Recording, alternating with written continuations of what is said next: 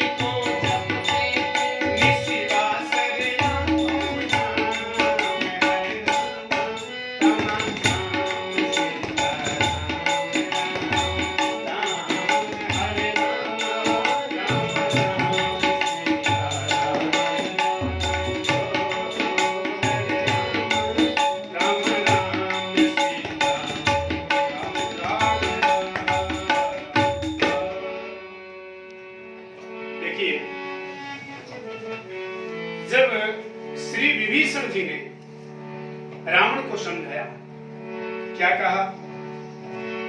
तात चरण गही मांगू राखूं मोर दुलारे, सीता देव राम कहूं अहित न होई तुम्हार। हे राक्षसराज, मैं आपके चरण पकड़ करके कहता हूं, तात चरण गही मांगू। क्या करना है? बोले सीता देहूं राम कहूं अहित न होई तुम्हार।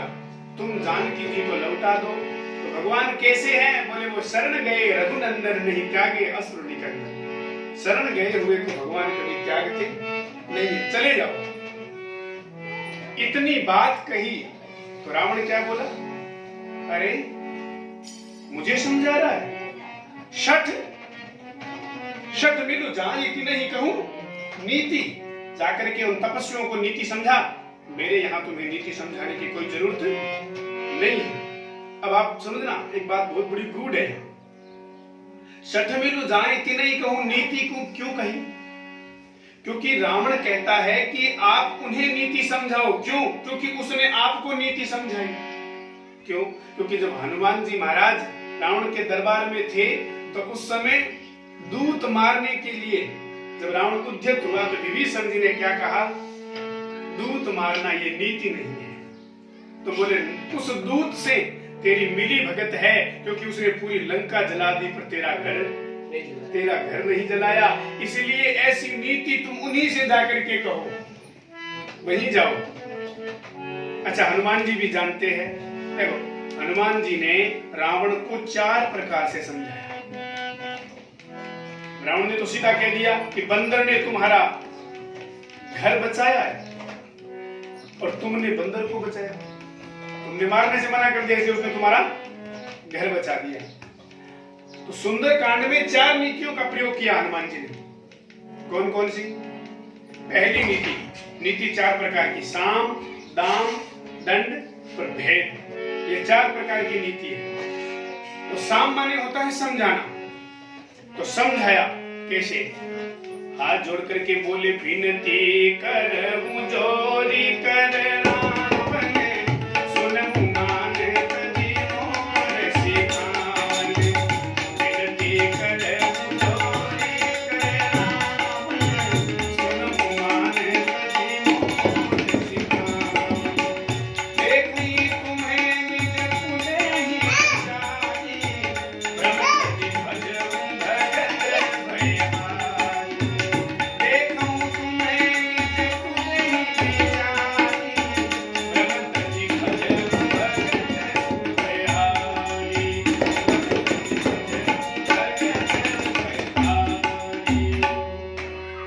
तो देखो, रावण से हनुमान जी ने साम माने होता है समझाना, और हाथ जोड़कर कहा विनती करऊं जोरी कर रावण। तो ये हो गई साम। अच्छा, बाद में विनती से नहीं माना तो दूसरी नीति कौन सी है? दाम लेना देना, ले दे करके कुछ समझाते हैं। ले दे करके समझाया। क्या? लालच दिया। क्या? राम चरण पंकज युध धरहूं, लंका अचल राज तुम करहूं। राम जी के चरणों में ध्यान धरोगे तो तुम्हारी लंका अचल हो जाएगी। तो ये दे दिया लालच, दाम। फिर भी रावण नहीं माना तो तीसरी नीति कौन सी? दंड। रावण को समझाया, देखो यदि तुम इससे नहीं मानोगे तो डराया धमकाया। क्या? शंकर सहज विष्णु अज तोई, शंकर सहज विष्णु अज तोई, सकिन राखी राम कर तोई, सकिन राखी राम कर तोई। शंकर सहज विष्णु अज तोई, सकिन राखी मोहन मूल बहुसूल करे, त्यागहु समियाने, भजहु राम रघुनायक, कृपा सिंधु भगवान। मंगल भावने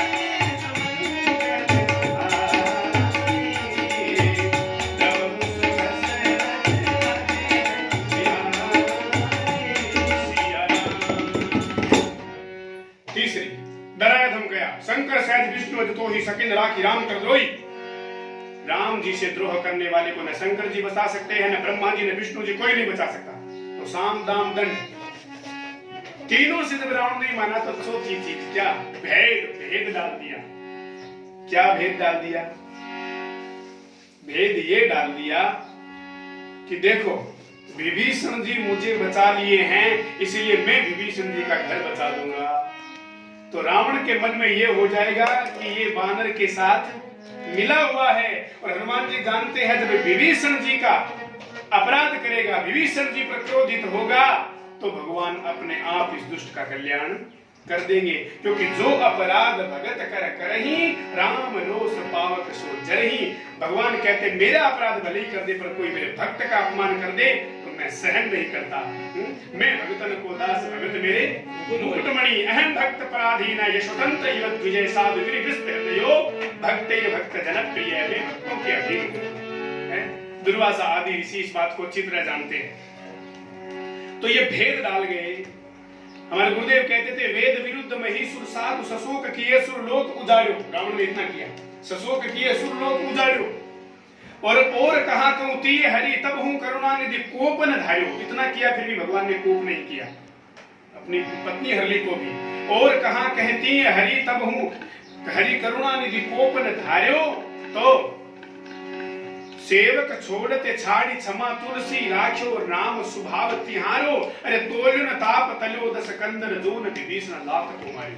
यदि विभीषण जी को लात ना मारते तो भगवान फिर भी क्षमा कर देते, लेकिन भगत का अपराध किया इसलिए भगवान ने रावण को शैकूल समाप्त कर दिया। यह सामदान दंड भेद 4 नीति। अच्छा, विभीषण जी ने बहुत समझाया, बहुत समझाया।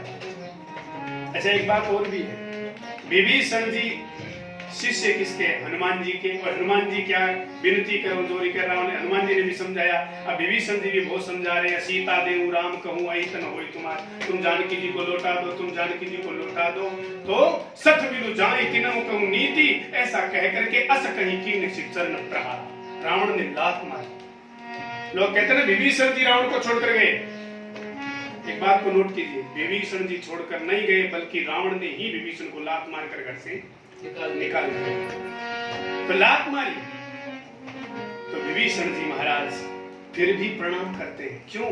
बोले मेरे बड़े भाई हैं, और बड़ा भाई माने पिता के समान होता है, इसलिए बार बार चरण पकड़े, बार बार। लेकिन विभीषण जी को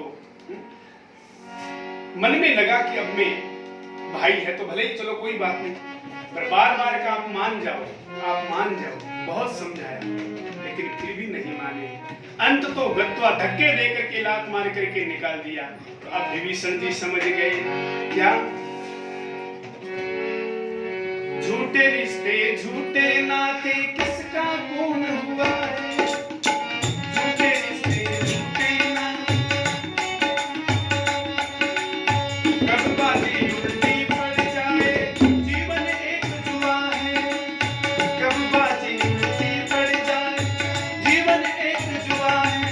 पर जाए बिहार की पराई सुख की आस करो मेरे भाई। ये सुख की आस करो मेरे भाई।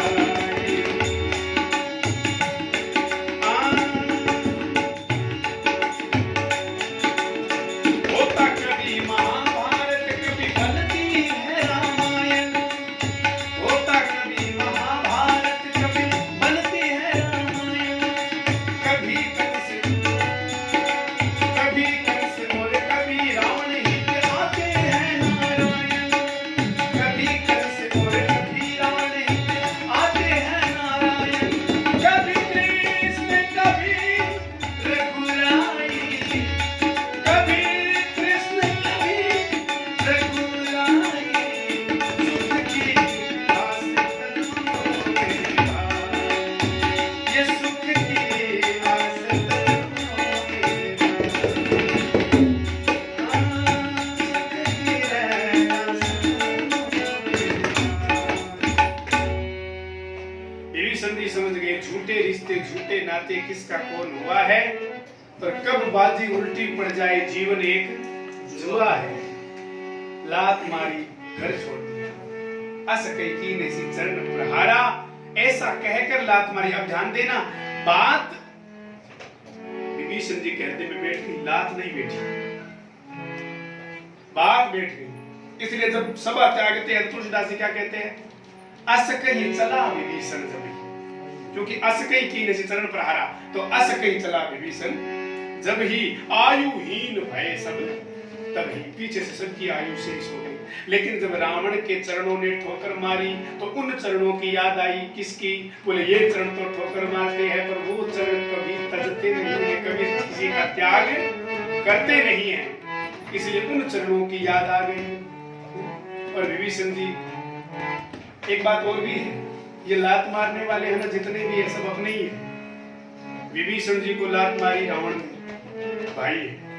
सुग्रीव को लात मारी बाली ने, भाई है। और भागवत जी में कथा आती है, महात्म्य में, धुंधुकारी ने लात मारी अपने पिता आत्मदेव को, धक्का देकर घर से निकाल दिया, तो वो पुत्र है। इसका मतलब ज्यादातर लात मारने वाले या पुत्र या फिर भाई। बोलो जी श्री राम।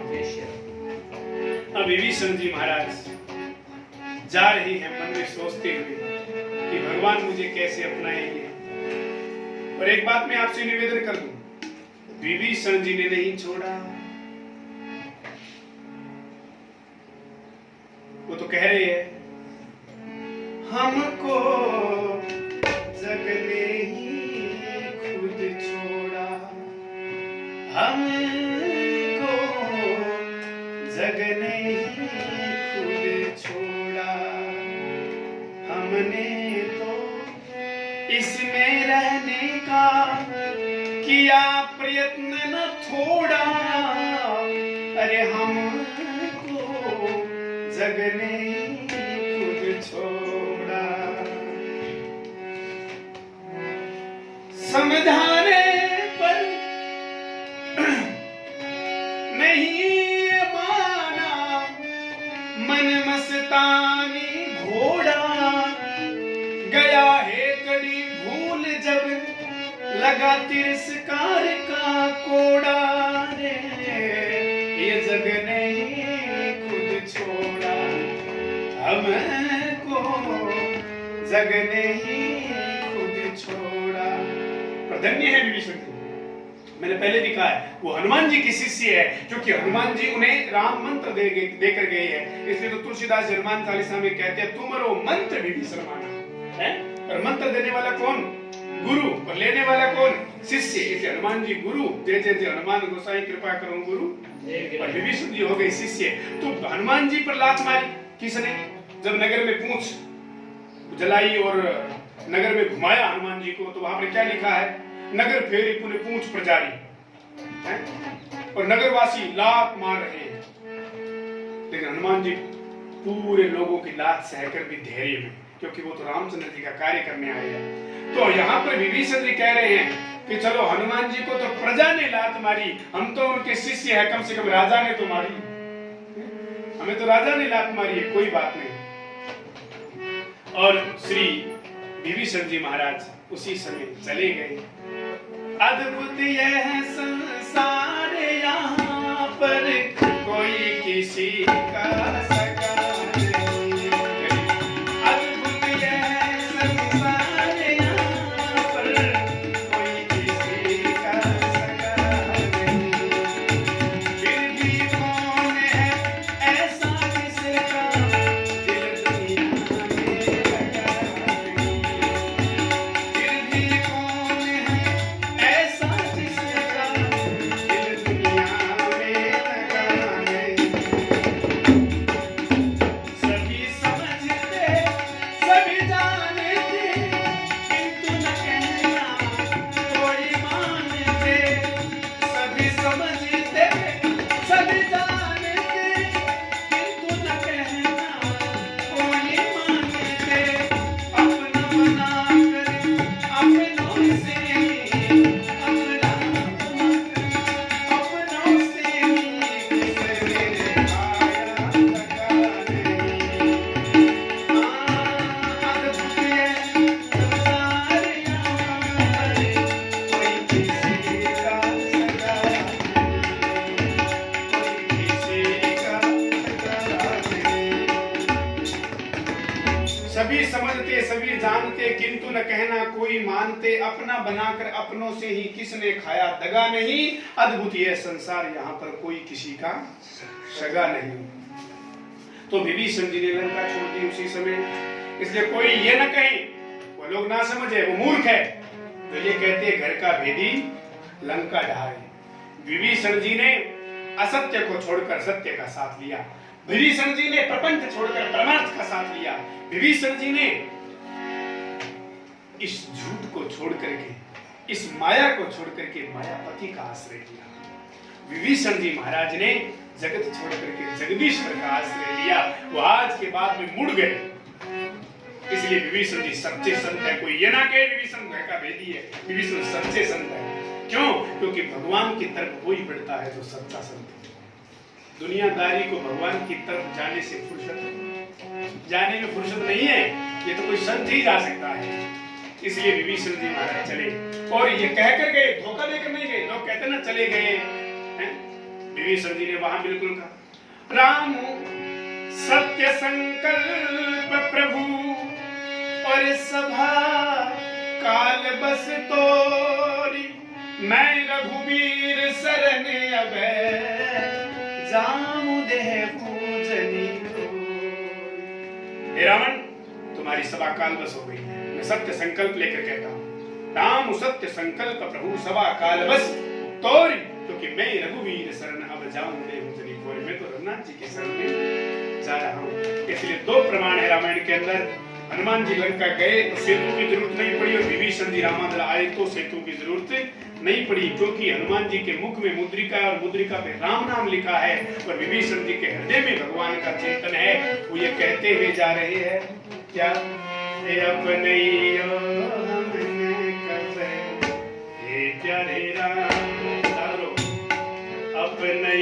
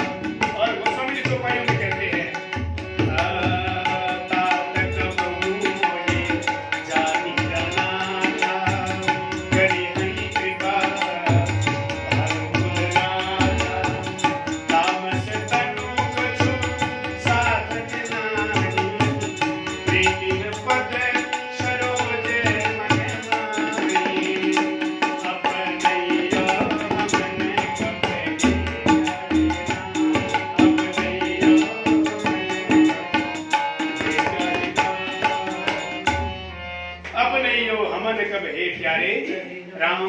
लेकिन विभीषण जी चार प्रकार का चिंतन करते हैं। कौन कौन से? पहला चिंतन तो ये करते हैं कि देखो श्री राम जी के चरण, श्री राम जी के चरण तो पुनः मिलते हैं जिनमें पवित्रता।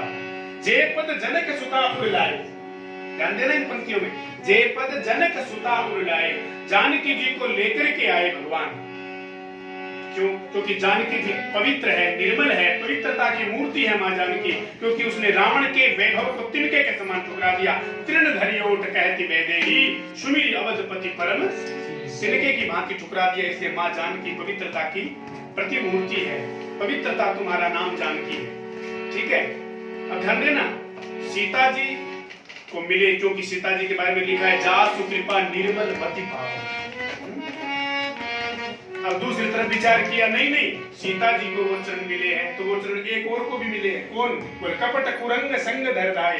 अरे वो मारीच जो कपटी मृग बन करके आया था, बना कुछ है कुछ, इसलिए कपट लेकर के आया, लेकिन फिर भी वो चरण उस कपटी के पीछे गए।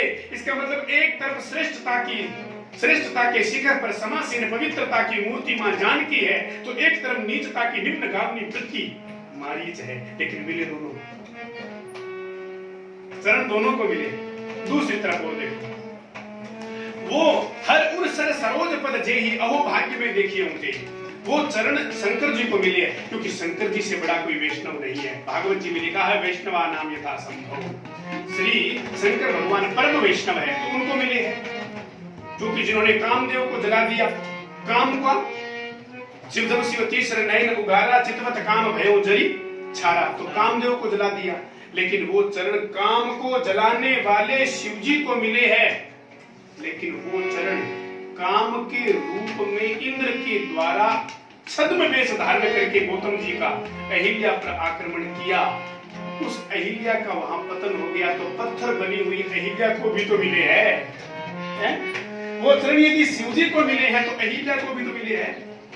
फिर क्या बोले, अहो भाग्य में देखिए मैं उन चरणों को देखूंगा। किन चरणों? जिन चरणन के पाय कनी भरत रहे हे मन लाए, ते पद आज बिलोकी हूँ इन नयन नहीं अब जाए। मैं इन नयनों से भरत जी को जिन चरणों की पादुका मिली है उन चरणों को देखूंगा। तो भरत जी तो बहुत महात्मा है, भरत तो साक्षात, भरत राम ही की अनुहारी, सहसा लखी न सके नर नारी। भरत तो साक्षात रविवंश का हंस है, तो भरत जैसा हो तब वो चरण मिलते हैं। बोले नहीं नहीं, तो यदि भरत जैसे महात्मा पर वो चरण कृपा करते हैं, तो दंडक वन जैसे अभिमानी पर भी तो कृपा करते हैं, क्योंकि दंडक वन को भी तो श्राप लगा हुआ है, फिर भी दंडक वन में भगवान आए। इसीलिए भैया भगवान यदि श्रेष्ठ पर कृपा करते हैं तो भगवान निम्न पर भी कृपा करते हैं। ऐसा विचार करते करते विभीषण जी सागर पार हो गए। इसीलिए विभीषण जी को कोई न कहे। और देखो विभीषण जी महाराज को वो लात बुरी नहीं लगी, पर बात बुरी लगी। अस कहीं चला विभीषण। अब देखो इन शब्दों में गोस्वामी जी का तालमेल बड़ा सुंदर है। जब वो चले तो बोले अस कहीं चला विभीषण जब ही आयुहीन भय सब तब ही, और इधर जू ही गए तो वहां एक शब्द बड़ा सुंदर लिखा है। क्या? जाते ही राम जी ने अस कहीं राम तिलक शारा, ऐसा कह करके भगवान ने तिलक कर दिया। अस कहीं राम तिलक ते सारा, सुमन वृष्टि नभ भई अपार। भगवान बोले इधर वाली अस कहीं छोड़ दो, अब उधर अस कहीं लगा लो। अब देखो अस कहीं की नहीं चरण प्रहार रावण, विभीषण जी चले तो अस कहीं चला विभीषण जब ही, और भगवान के पास गए तो अस कहीं करत दंडवत देखा तो तुम थे प्रभु हर्ष विशेषा।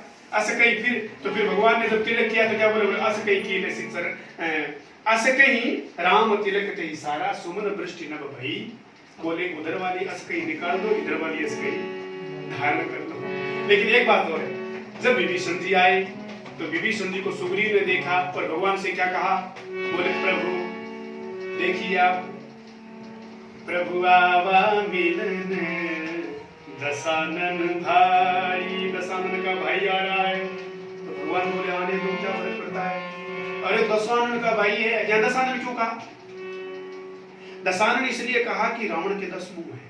इसका मतलब जिसका भाई 10 तरह की बात करता हो, उसका भाई 5-4 तरह की तो करता ही होगा। इसलिए इसको अपनाना मत, ये दशानन का भाई है। तो राम जी क्या बोले? बोले ये तो दशानन का छोटा भाई है, पर मैं तो सहस्रानन का बड़ा भाई हूँ। क्यों? लक्ष्मण जी कौन है? शेषनाग। इसलिए ये तो दशानन का छोटा है, मैं तो सहस्रानन का बड़ा भाई हूँ, आने दो। बोले नहीं प्रभु इस हिसाब से नहीं, उस हिसाब से विचार करो। क्या? बोले ये है दशानन का भाई और आप है दशरथ के बेटा। 10 दोनों तरफ है, 10 उधर भी है 10 इधर भी है। यहाँ पर वृत्ति के रूप में देखना चाहिए। दशरथ माने जो शरीर की 10 इंद्रियों पर संयम रखे, वो दशरथ और उनके बेटा है राम, क्योंकि 10 इंद्रिय बस में के बिना राम घर में आने वाले नहीं है। इस पर भी मैंने लंबी लंबी चर्चाएं की है। उस खीर के प्रसंग को, अभिशांत को लेकर के, माता सुमित्रा कौशल्या कई को लेकर के राम क्यों आए इनके यहाँ, उस पर भी अलग एक और वीडियो कहूंगा। लेकिन यहाँ दशरथ माने दसों इंद्रियों का संयम, और दशानन आनंद माने मुख्य भोग, जो दसों इंद्रियों से खाना शुरू कर दे, भोग शुरू कर दे, वही रावण है। चारवाक कहते यावत जीवे सुखम जीवे दृढ़ं कृत्वा घृतं पीवे भस्मीभूत से देहस्य पुनरागमनं कुतः।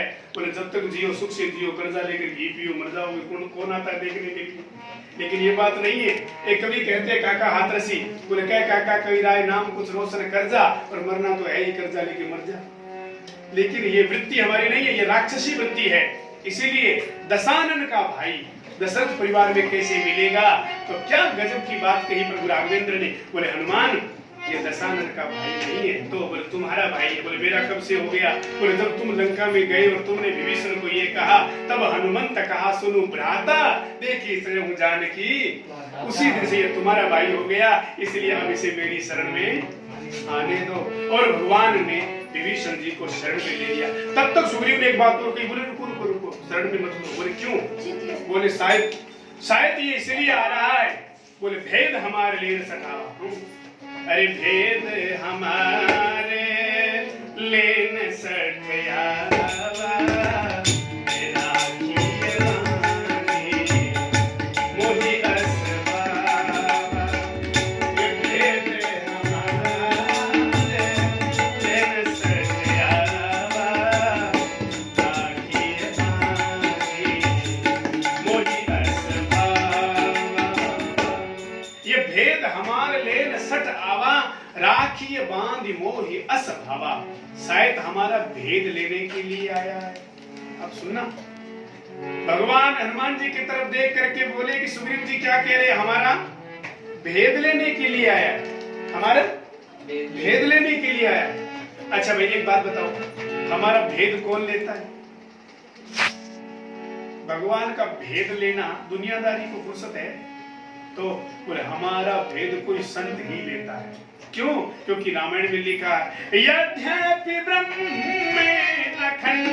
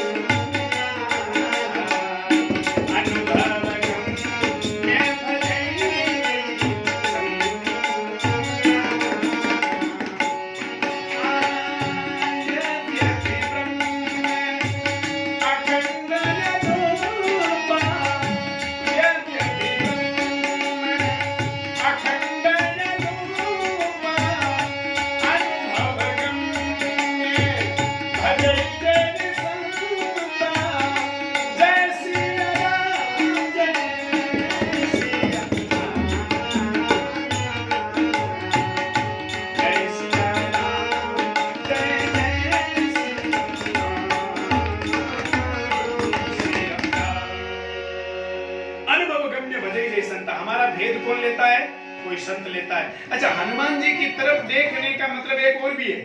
क्या भगवान हनुमान जी की तरफ क्यों देखे। पर हनुमान जी विभीषण जी कहते हैं कि ये भेद लेने के लिए आया है। पर देखो जब मैं ऋष्यमुख पर्वत के पास आया था तब आपको भी तो सुग्रीव जी ने भेजा था। क्यों मान जी हनुमान जी की तरफ देखकर कह रहे हैं आपको भी तो भेजा था। हनुमान जी आप भी तो ब्राह्मण बनकर के मेरा भेद लेने के लिए आए थे। तो क्या निकले। मैं निकला भेद मिला कोई बोले नहीं मिला। अच्छा आप भेद लेने के लिए आए और हमारे लिए संत निकल गए। हनुमान जी संत तो है संत निकल गए। तो मुझे लगता है ये हमारा भेद लेने के लिए आ रहा है। इसका मतलब ये भी कोई संत ही है क्योंकि हमारा भेद तो संत ही लेते हैं। एक बात कितनी अच्छी प्रभु शरणागत को रघुवीर सरिस संसारा शील स्नेह निवाहन हारा। रघुनाथ जी के समान शील स्वभाव का निर्वहन करने वाला दूसरा कौन होगा। भगवान के समान शील स्नेह स्वभाव का निर्वहन करने वाला दूसरा कौन होगा। तो भगवान ने कहा कि हमारा भेद तो संत ही लेते हैं। अच्छा और देखो भगवान ने तब तक विभीषण जी ये सुग्रीव जी ने क्या कहा, बोले राखी बांध वो ही असभा, इनको बांध लो, इनको बांध लो। भगवान बोले सखा नीति तुम नीति विचारी, आपने ठीक किया, नीति ठीक है, बांधेंगे, बांधेंगे जरूर, पर किससे बांधेंगे, हैं? किससे बांधेंगे? रस्सी से नहीं तो बोले भुज विशाल गई हृदय लगा, ये भुज विशाल गई हृदय लगा, भुज विशाल गई हृदय लगा, भुजा मुंह पे बांध लिया भगवान।